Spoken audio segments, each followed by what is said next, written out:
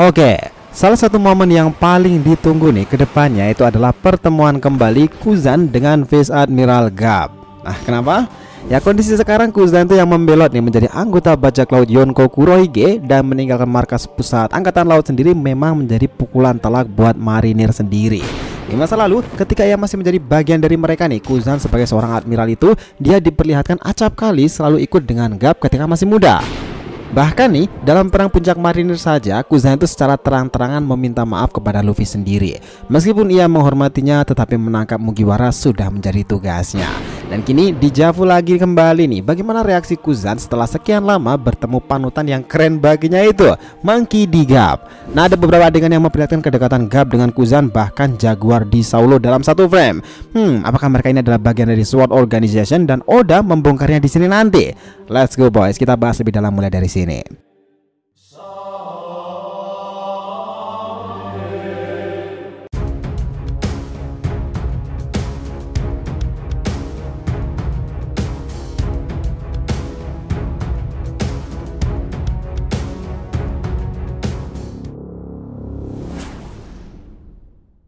Yo nakama, DRTV Mediatif, welcome back again. Nah, kali ini kita akan ngebahas mengenai reaksi Kuzan ketika dijawab kembali nih pertemuan dengan panutannya Monkey D. Garp. Oke, biar nggak salah persepsi silahkan simak sampai akhir ya. Jangan lupa like dan kasih respon di video kali ini. Kita lanjut. Nah, hubungan Garp dan Aokiji ini sebagai seorang veteran dan penerus memang sudah terjalin sejak di markas besar angkatan laut beberapa tahun ke belakang. Hari dimana Kuzan dididik oleh Zephyr, kemudian beberapa kali dalam kendalinya meninggalkan kenangan-kenangan percakapan dan membuat beberapa sisi Garp yang begitu dianggap keren oleh Kuzan sendiri. Ada sebuah folklore nyata di masa lalu ketika Garp itu menolak untuk dipromosikan lagi sebagai admiral untuk kesekian kalinya. Dalam melangkah kaki keluar dari ruangan itu, tiba-tiba Kuzan mendekatinya sambil mengatakan, "Wah, itu keren sekali Garp-san. Nah, lagi-lagi kau menolak jabatan admiral itu." Lalu semua orang berjalan menuju armada besar angkatan laut untuk penangkapan Roger, begitupun Garp dan juga Aokiji. Bahkan nih terlihat pula Momonga dan juga yang lainnya ketika masih muda itu begitu senang melihat duet maut kembali antara Sengoku dan Garp membersamai mereka. Kuzan sendiri memang sudah dianggap nih sebagai orang yang paling dekat dengan Garp dibandingkan Borsalino atau bahkan Akainu. Dia berkali-kali mengutarakan permohonan maaf karena menyakiti cucunya, sedangkan dia tahu Luffy adalah cucu dari orang yang dihormatinya Monkey D. Garp. Bahkan beberapa kali pula dia mengatakan bahwa ia itu banyak berutang budi kepada Garp sendiri di markas besar sana. Nah, yang menarik sekarang adalah kondisinya itu sudah berbeda. Garp masih di angkatan laut, Kuzan sudah meninggalkan angkatan laut. Itu semuanya didasari pada satu orang yang sama-sama mereka benci, Sakazuki no Akainu.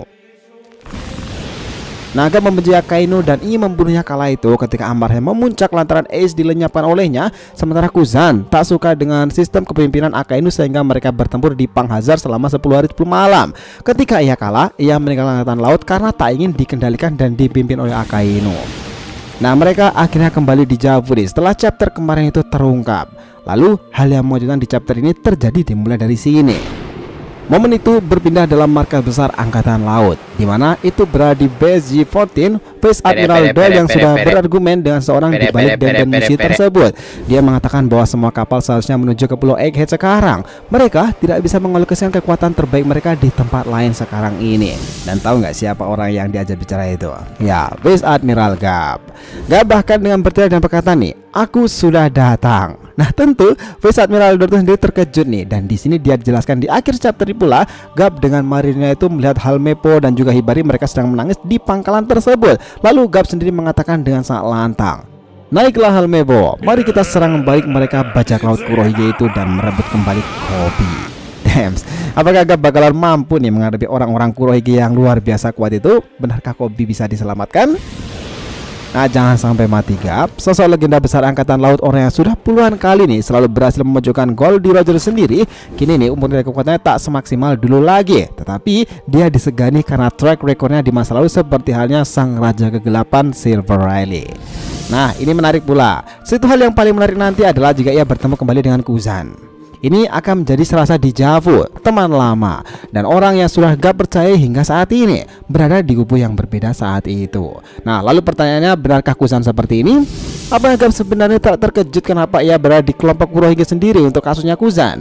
Jika mungkin kebenarannya itu terungkap jika mereka sebenarnya adalah agen-agen dari Sword Organization dan baik Gap atau bahkan Aokiji sedang memainkan perannya masing-masing. Oke, kita lebih dalam detailkan lagi nih, karena Oda Sensei orangnya suka seperti itu, suka hal-hal yang mendetailkan. Nah, kita lihat dalam adegan yang memperlihatkan ketika Gap menolak dipromosikan sebagai admiral dan mereka akan menangkap Roger sendiri. Di sana ada panel bersama yang berdasarkan antara Gap berada di tengah-tengah itu, di sampingnya ada Jaguar di Saulo dan di samping kirinya ada Kuzan Aokiji. Nah, bukan ini serasa Oda sudah memberikan clue sejak lama? Nah, sekarang nih Jaguar di Saulo sudah muncul pertama kali memainkan perannya ketika flashback di Ohara itu dan sering kali dibicarakan oleh Dr. Vegapunk dan sekarang dia menunggu di Elbap sana. Bahkan orang itu menjadi kunci suksesor penyelamatan setan-setan Ohara yang ditinggalkan sendiri dan ia masih hidup bersembunyi di suatu tempat. Sementara Kuzan adalah orang yang terhubung dengan Jaguar di Saulo sendiri karena dia muncul pula saat tragedi itu dan membekukannya dengan Ace Time. Namun Kuzan juga tak berhenti sampai di situ. Ia akhir-akhir ini banyak melakukan pergerakan bersama dengan Kurohige Pirates dan sekarang terakhir adalah Gap sendiri. Nah, di sini Oda itu serasa membuat reuni nih dari penampilan tiga orang itu dalam satu frame untuk memainkan perannya masing-masing. Dan apakah kalian juga berpikiran pula bahwa ini serasa menampilkan step by step orang-orang Sword Organization itu sendiri? Karena nih misi Gap itu adalah menyelamatkan Koby, dan Koby adalah orang yang sudah jelas-jelas diketahui bahwa dia adalah agen Sword Army dan bekerja sama dengan X-Ray. Ngomongin soal Sword Organization nih, kita singgung sedikit lah biar lebih jelas lagi. Sekarang ini kalau ditanya sebuah organisasi yang berisikan orang-orang pilihan dan mayoritasnya adalah angkatan laut yang masih bersembunyi itu, mungkin kita langsung menghubungkan tentang Sword Army. Nah, benarkah mereka berkeinginan menjatuhkan pemerintahan dunia sendiri dengan memandang keadilan harusnya tidak absolut tetapi juga harus merata? Sword Organization yang nama yang belum terlalu familiar lah untuk saat ini dan dikenal sebagai organisasi yang tidak resmi, namun mereka berisikan orang-orang yang luar biasa hebat dalam kekuatan dan pemikiran. Alasan mengapa Sword Organization itu digolongkan sebagai organisasi yang tidak resmi ialah lantaran keberadaannya yang tidak diketahui oleh pemerintahan dunia. Masih samar-samar lah, dan hal ini tentu menimbulkan banyak sekali dugaan di kalangan penggemar. Lalu ada pula misi dari organisasi Sword ini sendiri adalah sebagai organisasi poros tengah nih yang hanya berpihak kepada keadilan dan kebenaran. Nah, prinsip ini memang sangat menarik dan terdengar benar-benar tidak seperti apa yang dimaksud oleh keadilan absolut yang dipegang oleh Sakazuki Akainu dalam Angkatan Laut. Sword sendiri bisa dibilang nih adalah organisasi yang menjadi perwujudan sosok Angkatan Laut yang sebenarnya dengan keadilan yang sangat merata dan memegang prinsip true justice dan bukannya absolute justice. Nah, salah satu orang yang diduga nih berperan penting dalam pembentukan Sword Army ini adalah Gap serta Sengoku. Ada alasan kenapa sedari awal mereka berdua ingin Kuzan menjadi penerus pemimpin Angkatan Laut. Karena ya sifat Aokiji itu yang begitu berbeda dengan Akainu atau bahkan Borsalino. Aokiji memang luar biasa baik dan bijak sebenarnya, meskipun terkadang menunjukkan kesan malasnya itu.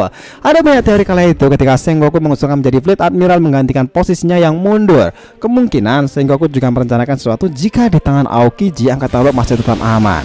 Jika Kuzan kemudian menjadi seorang Fleet Admiral alias kepala Angkatan Laut markas pusat, maka dia memiliki banyak akses untuk bisa membantu Sword Army. Dan hal ini juga termasuk membuat Kuzan lebih mudah menggulingkan pemerintahan dunia atau membenarkan sistem yang salah itu.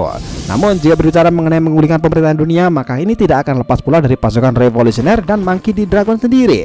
Tetapi dia tetap memiliki misi dari Sword Army itu yang diharapkan oleh para rekan-rekannya di sana. Dan sekarang dengan kedatangan orang yang dihormatinya seperti Gap sendiri, hal besar apa nih yang akan terjadi antara pertemuan deja vu dua orang lama di balik organisasi misterius ini, Kuzan and Gap Sword Organization? Gimana menurut kalian? So, itulah tadi nih pembahasan kita mengenai reaksi Kuzan ketika deja vu nih pertemuan dengan panutannya sendiri, Monkey D. Gap.